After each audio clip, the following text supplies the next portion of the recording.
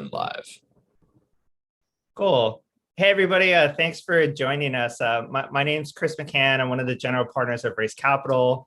And this is officially the Alpha League Solana hackathon series, where we got a bunch of a great crew of investors and participants in the Solana ecosystem going to talk about some of the cool things that are going on. But before we start, I figured it'd be good to have everybody do an intro amongst each other. Maybe we could start with Matthew. Maybe you want to start first? Hi, my name is Matthew Graham. I'm the CEO of Sino Global Capital. I'm today in a city in China that's about the size of Chicago, but you've never heard of it. And we're very active investors in the Solana ecosystem, so it's super great to be here today. Cool. Arthur? Hi, this is Arthur here. I'm the founding partner of Defiance Capital. Defiance Capital is a DeFi-focused fund, and we have been, I would say, relatively late to the Solana ecosystem, but we've been actively investing since March this year as well. Because, I mentioned this in the multiple podcasts, I think Solana is a very legitimate smart contract platform that offer a very compelling solution to developers out there. And we are very excited to be here as well. Yep. Cool. Good to meet you. Nick? I think you're, can't hear you. I think your volume's off.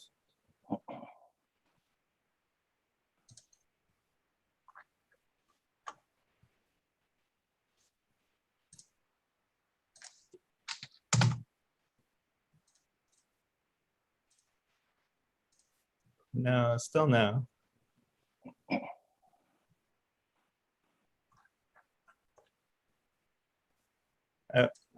Yeah, maybe we'll give him a minute or two. How about we could start with while Nick's rejoining. Matthew, what have you been seeing cool in the Solana DeFi ecosystem? Well, obviously, there's been just an explosion of activity in the ecosystem, and so we're really excited about the tremendous developer talent that's onboarding.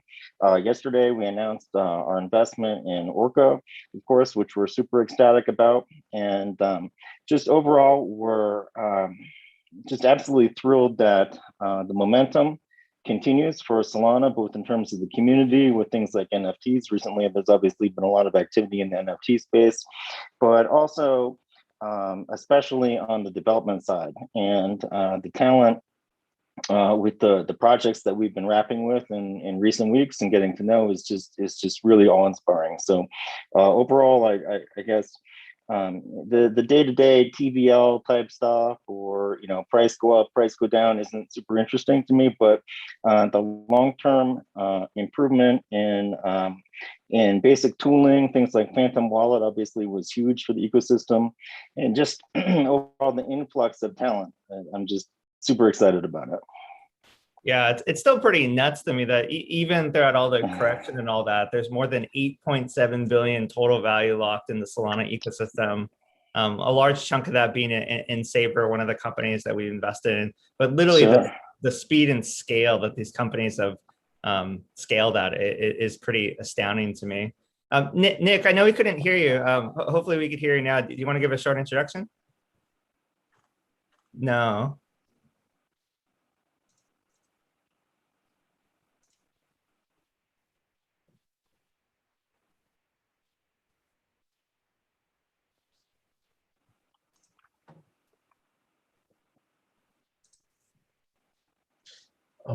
Probably, Nick, you can try the select microphone feature. It's probably did not select the right microphone.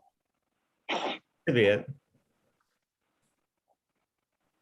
Yeah, Nick, in the bottom left, there's a little microphone. You could select. Hopefully, it's on the right one.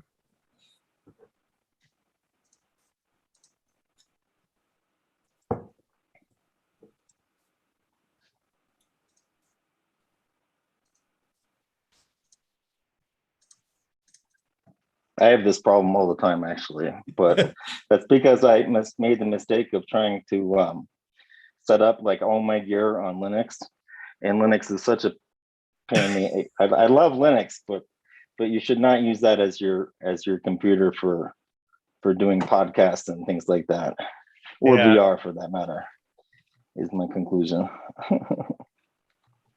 Well, Nick, good to see you on mobile. Hopefully it works this time. Yeah. Okay. Now can you hear me? Oh, hey. Oh, there he is. Sorry about that. All right.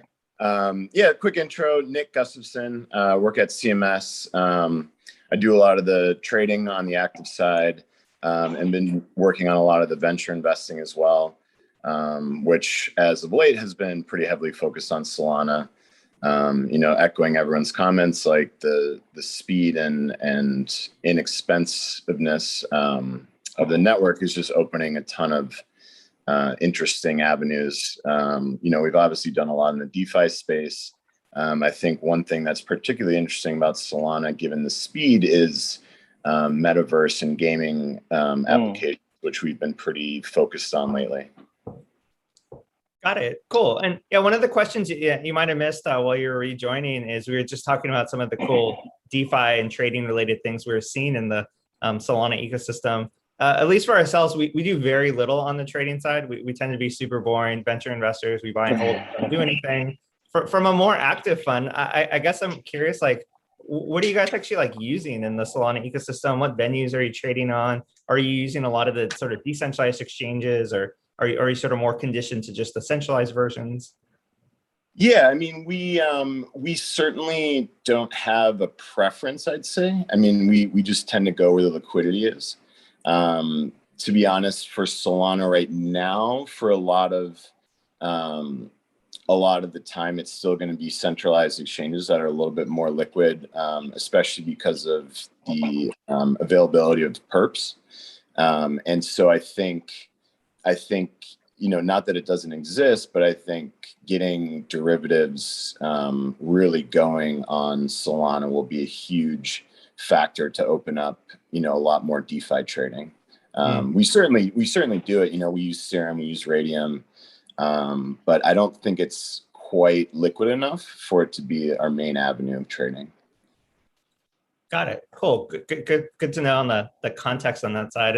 And Arthur, I remember you mentioned in the beginning, you guys were a little bit newer-ish to the Solana ecosystem. I'm curious, what are some of the cool kind of DeFi things you're seeing in this world that you guys are gravitating towards? I think we are most excited by the fact that when a team built on Solana, they do not need to worry about the scaling issue, which depending on how you look at it, it actually make or break a certain design. And it has been a big pain for a lot of the users as well. And I think that with this kind of scalability Solana can offers, the team can also look at a little bit more of like a blue ocean strategy, because I think when it comes to ETH DeFi, everyone understands that we are not ready to onboard, let's say, 1 million users to the protocol or the product we are building yet. So we're actually okay with targeting, let's say, like a few, like 10,000 or like, let's say, up to 50,000 of core hobbyist user that really willing to go a bit of an extra mile to dig out how is it to use the protocol. But I think with Solana, that the scalability and the performance it offers, you can probably think bigger, like, okay, in 1 year, we want to have a million users. And I think right now, outside of Uniswap, I don't think any other apps alone, outside of Binance Smart Chain, they probably have a few million users here and there as well. But when it comes to Ethereum, I think Uniswap is the only one that have more than 1 million cumulative users.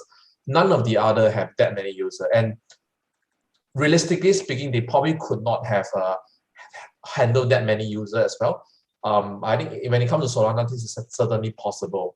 I think this is something that is pretty big. And I still think composability is very important and is what brings DeFi to this level. But I think the recent success of DeFi-DX, which is a decentralized derivative protocol we invested in, also shown that you also have to optimize for your context. I think like DeFi-DX right now have no composability with any other DeFi protocol, but it is doing very well. It's dominating in the decentralized perpetual space. So I think there are some lessons to be learned there for the usage of composability, but don't be like blindsided by it.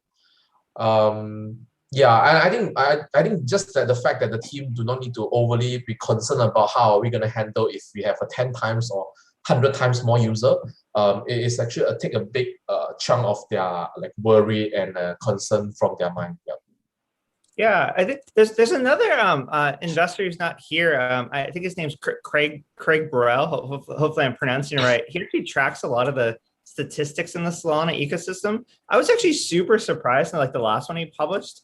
The average, I'll send a link out to you guys. The average daily active users in the Solana ecosystem is a little over 2 million unique addresses, which is a lot higher than I would have expected. Of course, one address doesn't necessarily equal one user, and I think 40,000 of those are on this call tonight, though. Yeah. So, but yeah. Of course, there's a little splitting hairs in here, but it's actually quite bigger than I would have assumed. The kind of first thought. Yeah, true. Like I was very surprised where I saw that Phantom Wallet alone have 600,000 monthly active user, and that's huge. Because I think MetaMask also have the same number as of 1 to 1.5 years ago. So it wasn't that long ago. MetaMask also only have like a few 100,000 of monthly active user, and right now MetaMask have 10 million active user. I think there is a chance that Phantom probably can hit there in 1 year, like probably less than 2 years. Yeah, and I'm not even a Phantom investor. Yeah, and I think to your point about composability and just the overall experience. I mean, I think obviously ETH is still the monster, and all these layer 2 solutions are interesting, but it's not a great experience to be bridging assets all the time. And we've invested in projects that are doing that, and I think it will always be necessary and be there. But just logging into your Phantom or Soulflare wallet and just only interacting with Solana is just it's such a better experience, in my opinion. Yeah, it's a lot better experience from the developer side too. I remember talking to Ian, one of the co-founders of Saber, and he was saying on the Ethereum side, trying to do all these side chains or layer 2 things really complicates the developer experience. And it also complicates the user flow a lot. So it's a lot easier to compress it down and only have to worry about one chain, one pool, one liquidity layer, one composability, and not have to design kind of for all these extra edge cases as well. Yep. Matt, any comment on this side and the usage? Maybe also particularly like a sort of Asia lens. I remember at one point in time, Asia was driving a ton of the liquidity volume and user volume across a bunch of the different ecosystems. I'm assuming that's true, but I'm a little bit more opaque to kind of what people are using it for on that side. Sure. So first of all, it's definitely still true that Asia is, including China, is a huge liquidity provider. So by observation, Solana definitely was a step or two slower to get awareness here in China versus internationally, but that's changed very considerably in the last month or two. And I think there's actually tons of awareness of Solana now, specifically here in China is the core of our expertise. And there's really been an explosion of interest overall. We're starting to see people building projects on Solana, multiple projects in the Solana ecosystem so sometimes Chinese building in blockchain will prefer to stay anonymous for many reasons, but we already have multiple high.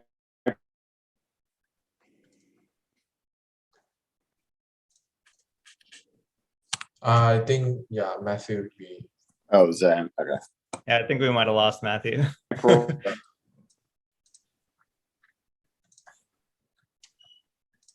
Of course, as he mentions, Solana anonymous team. Hi, can you hear me now? Yeah, yep. Hey, we can hear you, Matthew. Hi, can you hear me now? Yep. Okay, I had to change my VPN settings a little ironically because obviously I'm behind the Great Firewall here, so sometimes I'll just get booted out because it's almost like you're competing against an AI. That you're allowed to use VPNs. It's legal as a user, not as a provider. As a provider, it's much more complicated, but you're allowed to as a user, but you're competing against an AI that's constantly trying to detect you and throw you off. But anyway, as I was saying, there's already multiple high-profile projects that are anon-driven, that are in the Solana ecosystem that come out of China. I think that's only tremendous interest in building on Solana. And I think that grows by the day here in China. So we're pretty excited about the progress. And just curious, like, are most people in China on the DeFi usage side? Are they using it for stablecoin farming, lending, kind of all the basic stuff that we're used to? Or is there any like actual particular Asia, China centricity use cases that are just different that we don't like fully appreciate over here? Sure. So I would say that it tends to be more speculation driven. I do think that's a fair statement. Many of the use cases do overlap, but they tend to have local twists. So for example, the NFT usage with respect to Solana has grown very considerably here in China as well. But the actual NFT projects have differed somewhat. Instead of Thugbirds or Monkey, there's I think it was something Mao with a cat. Is a cat project that's very hot here in China, NFT on Solana. So I think there are frequently local twists and different projects that are popular at different times, whether it's in NFTs or kind of generally speaking. And I do again think that the speculation is a huge difference. It is. I think it is a fair statement to say it does tend to be more of a speculative primal energy locally, for better or worse. But the use cases can be broadly similar in many ways. Got it. Yeah, I know this is more supposed to be like a DeFi panel, but I guess talking about the Solana NFT space, post the Degen Apes, it very quickly went from not that much to a little less than $500 million looking at Solana right now. I'm curious, Arthur, Nick, like, have you guys sort of done anything on the Solana NFT side? Have you guys been paying attention to it? Any thoughts? Yeah, in a big way, both at CMS and personally. CMS, we haven't bought any actual NFTs, but a lot of us do it in our PAs. And CMS has been, actively searching out interesting gaming and metaverse projects to invest in. So Aurora is a good example. We're really excited about that one.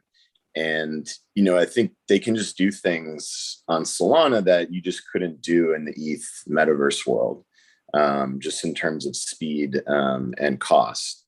That said, on the real NFT front, the real degen stuff, we've been having some fun with that. I mean, I think it'll evolve over time. Like you've been seeing, at first the Degen Apes and the Solana monkeys did incredibly well.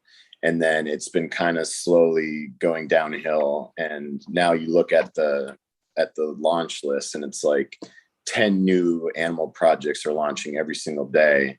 And I just don't think there's enough Solana in the ecosystem to sustain this. So I think now you're starting to see a lot of these launches and stuff is immediately trading under mint and everyone's freaking out in Discord. And I think these will just start to go by the wayside. But I am pretty excited about some of the cool art that's being generated as well. So what I would consider more artistic NFTs, where there are real artists putting real thought and time into this and building communities around it, that's been pretty exciting as well.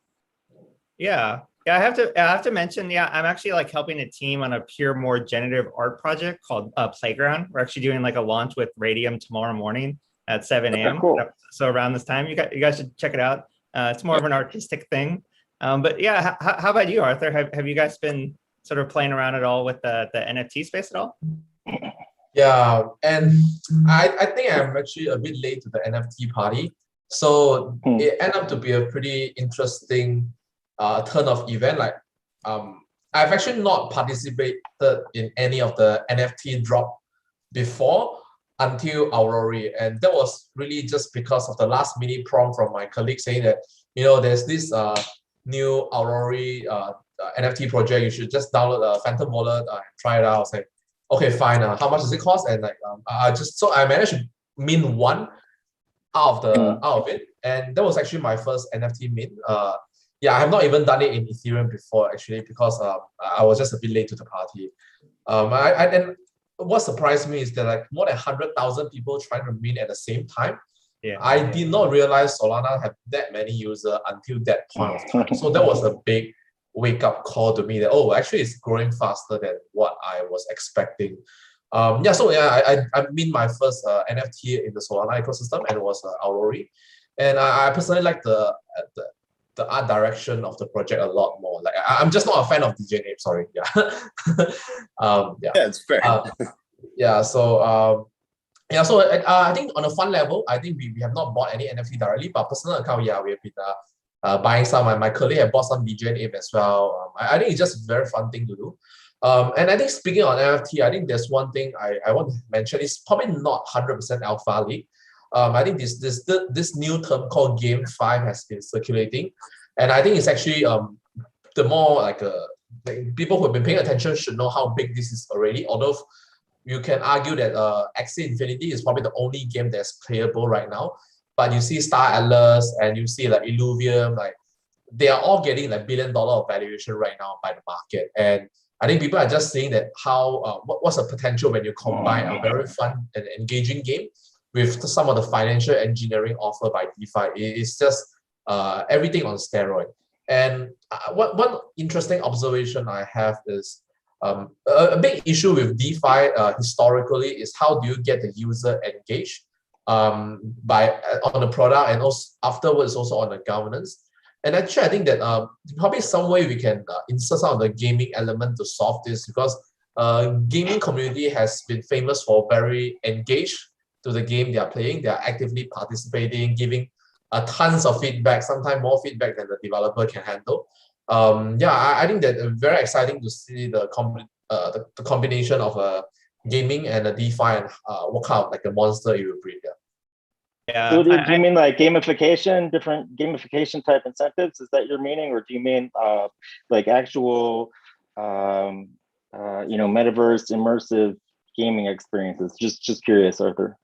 I think probably like if you're talking about you're building a DeFi project, you probably want to introduce some gamification element to keep the engagement, because what we have seen is the apathy is pretty real for the user to continuously engage in the project for a lot of times. Yeah. Gamification. Okay. DeFi Land is an interesting example of that. That's launching pretty soon. We're not investors, but that looks like an interesting project that's going to be attempting to bring more mainstream users into the DeFi world. It remains to be seen if it'll take hold, but they have it's cool graphics, and it looks like it could be a fun game. And I think the big question will be, are mainstream users, is that the hurdle? Like, is gamification going to work? I think it remains to be seen, but I think it's really interesting. Yeah. I ended up, Arthur, similar to you, I ended up doing the whole mint thing from Aurori and ended up not winning in the beginning. And so I had to go and actually buy it on the secondary market like everybody else. But I love their artwork as well.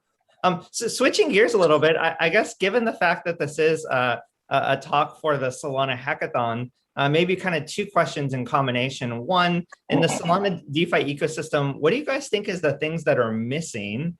And kind of related to that is, for any teams or entrepreneurs or founders watching this, what are some of the things like, you think are interesting ideas to actually go out and build, or, hack on, or to try out with? What do you think are the missing areas? I would say that I'm most interested in what Arthur alluded to before when he talked about blue ocean strategies. So, and I think this is not something that is super predictable, but to me, the design space, I've harped on this before in other podcasts and things like that, but I think it's so important that the design space for Solana is so fundamentally different, and I would argue bigger than what we've seen before in blockchain, that after we go through this initial phase of replicating ideas that exist on other chains, people are really going to take advantage of the unique opportunities to build visions that fundamentally can only be built on Solana. I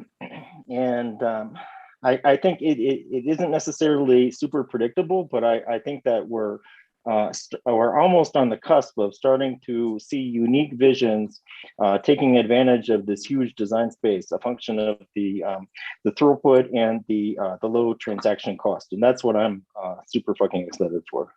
But I wouldn't try to predict it. Give any example? Yeah, I was gonna say, like, are there any like, I don't know, maybe avenues that you think it'll go without predicting exact specific things? So I know we want to focus on DeFi, but it's hard not to notice that people that on this call today, all of us accidentally keep talking about GameFi, even though even though we're supposed to be talking about DeFi. So I think that's kind of telling in many regards. I think gaming is going to be huge in blockchain. Obviously, we've already seen Axie and some other things that are demonstrative of that. But I think that Solana is uniquely well situated for gaming in the decentralized world. And we are actively looking very, very closely at GameFi. We have one unannounced investment already in the space and on Solana. And I think that it's going to be just fucking enormous. So it's hard not to think about that. And it seems like that's true for you guys too, since we all keep accidentally talking about it, even though it's supposed to be a DeFi talk. Yeah. Arthur, Nick, maybe any more, I guess, like specific examples of things you'd either love to see teams working on, or shout outs if anybody's actually working on it, like kind of more tangential for the like Solana hackathon participants particularly. Yeah. I think there must be a lot of team building on this already. I think that we still need a very big lending and borrowing protocol. I think right now you have Mango, but Mango is more like a margin trading protocol. I think that you'll be good to have a very established like a lending and borrowing protocol, because there's like a core primitive of any DeFi applications like DEXs. And with the Solana's latency and the block time, you can be a lot more aggressive with the loan to value ratio and how do you handle the liquidation. Probably the liquidation penalty doesn't have to be so much. And I think the lending and borrowing protocol are able to achieve a much higher capital efficiency as a result as well. Yeah, but probably I'm ignorant. There already is some team building on that. This is such a big primitive. I think, yeah, people should be pretty well aware of this by now. And I think, and another thing is not new, but I think that I want to emphasize this is it's actually from Multicoin. They mentioned that it's actually very hard to build a decentralized option protocol from the scratch. You have to combine it with a perpetuals or like a futures trading venue, because then when the options market maker are doing delta hedging, they can use their perpetual of the futures position to offset the delta of their options position. And I'm not sure whether there's a unified platform for this that exists already. And the thing is, you can even throw in some AMM, right? So like to bootstrap the initial liquidity for the options pool. But yeah, I mean, if someone can build like a unified options and futures trading platform and have a fantastic user experience and bootstrap the liquidity to a certain level, I think this definitely can be very big as well. Yeah. But borrowing lending markets, there's a ton of projects working on it. One highlight for one project, there's a project called Solana out in the space that recently just crossed over $100 million in deposit volume. So yeah, I'd love to see more of these lending markets also to not just develop kind of in their own ecosystem, but also take some of the LP tokens of things that exist and kind of do more interesting stuff with it. Because I do agree on the liquidation side, a lot of these can be more generous or a little bit more forgiving on a lot of this stuff, because again you can actually liquidate much faster, kind of be more gentler about it. Wait till chat launches. They're gonna blow people's fucking minds for borrowing and lending. I just have to say that it's a sign of investment, so I should disclose that. But I'm super fucking excited for Jet Protocol on borrowing and lending. Cool.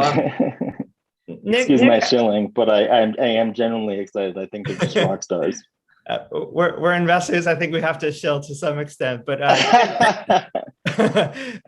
Nick, any I guess like particular ideas or themes or projects you'd love to see in the current hackathon batch? I mean, I don't think I have anything new to add. I very much echo the concept, and we talked about it earlier about derivatives, so perpetuals and options. I think that just needs to be built out. And, you know, there needs to be some market makers on there, and they need to be providing a lot of liquidity for, you know, the takers, retail, or us. We're often takers on exchange, and there just needs to be a little bit more liquidity there, I think. And I also like the idea of a unified derivatives exchange. But then I'll also echo, you know, I also agree on the gaming and metaverse side. I mean, what I'd like to see is a Decentraland or sandbox of Solana. And so you have these games that are their own universes, which is really cool. But as far as I know, there isn't a built out, you know, just classic metaverse where you can take whatever avatar you want. And maybe you guys know of one that's out there. But that's one thing I'd love to see, because we have all these NFTs now, you know, and it'd be fun to, you know, just like in Sandbox, where you can take we will be able to take your VX Kongs and whatever other avatars you might have. That would be really cool in Solana. Yeah, two things to mention on the option space. Everybody should take a look at Zeta Markets, which won the last hackathon. 100%. And then Psi Options, which won the hackathon before that. And I'm assuming we're going to see a bunch of other projects in the space as well. And Nick, to your point, two things on the more pure NFT side. I don't know about these as independent companies, but I'd love to see a lot of people collect a bunch of these NFTs, but there's no easy way to display them yet or show them off, whether it's either 2D, 3D, in-game, metaverse, whatever. Like there's not a lot of options to do so. And then another kind of related thing is the whole concept of like fractionalization. You haven't really seen it come to the Solana space yet. There's like Unically and kind of other things in the Ethereum world. I'd love to see somebody experiment on that side and see what they can do. Yeah, I agree. I spoke to someone at the conference this week in New York who was working on fractionalization. I don't know if it's public yet, so we haven't invested. I don't think they're raising, but they're working on it. And I totally agree with that. Cool. I think we have a few more minutes, so maybe two kind of rapid fire questions to wrap up. Two questions, maybe one. Are you guys attending a Breakpoint in Lisbon? And if so, sort of what are you guys excited for in that? And then two, I guess if you have any advice for the founders who are going through the hackathon itself, anything to share, any words of wisdom from the investment perspective? Matthew? We will have 6 people, I think, in Lisbon. Unfortunately, I will not be able to go, mostly because on the way back, that would require 2 or 3 weeks of quarantine in a small hotel room, and I don't think I think I would lose my damn mind. But we will have 6 people in Lisbon, just to answer your question. And then in terms of, I think the question was just tips for hackathon. So I mean, I guess it depends on the purpose a little bit. If the tips are how to win a hackathon, I mean, I'm not sure I have a whole lot of advice for that specifically. That's kind of a smaller and less interesting question to me. But overall, when we look at the hackathon, sometimes you see teams that were kind of purpose-built for hackathon, like they just want to go in there and hack. What we really are looking to see very carefully is people that are really looking to build something post-hackathon. And so we spend kind of a lot of time looking for signs of that. And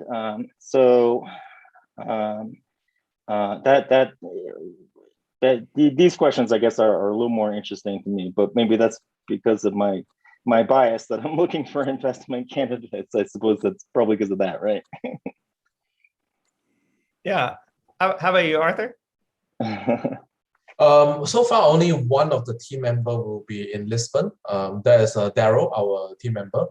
I might be there, but I couldn't confirm my attendance yet. It's just I need to sort out whether the process and whether I'm able to make it.